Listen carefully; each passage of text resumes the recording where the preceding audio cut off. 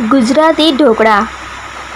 એક ગામમાં રવજી નામે એક ખેડૂત રહેતો હતો। એ ખાવાનો ઘણો શોખીન હતો। એની યાદદાસ્ત ઘણી ટૂંકી હતી, એટલે એ બધું જલ્દી ભૂલી જતો હતો।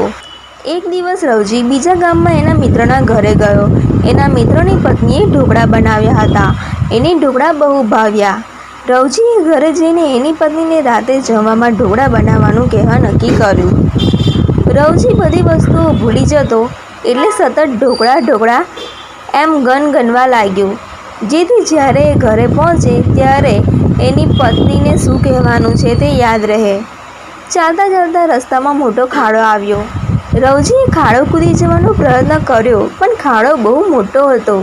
રવજીએ પોતાનો ઉત્સાહ વધારવા ઠેકું ઠેકું એમ બોલવા માંડ્યો, એટલે હું આ ખાડો ઠેકે કૂદી શકીશ।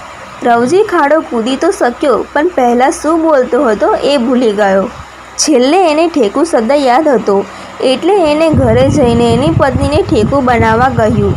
રવજીની પત્નીએ એને કહ્યું કે ઠેકું નામની કોઈ ખાવાની ચીજ જ નથી, પણ રવજીએ તો દલીલો કરી કે એના મિત્રની પત્નીએ તો ઠેકું બનાવ્યું હતું।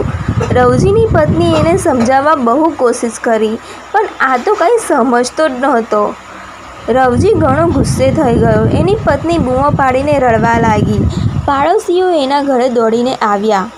રવજીની પત્ની એટલી બધી ગભરાઈ ગઈ હતી કે એ ઢોકળા જેવી પીળી થઈ ગઈ હતી, એટલે પાડોશીઓએ કહ્યું કે એને ઢોકળા જેવી પીળી કરી દીધી છે।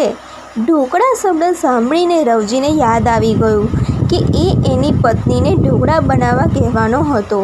આમ રવજીને શું ખાવું હતું તે યાદ આવી ગયું, અને એની પત્નીએ એને સ્વાદિષ્ટ ઢોકળા બનાવી આપ્યા।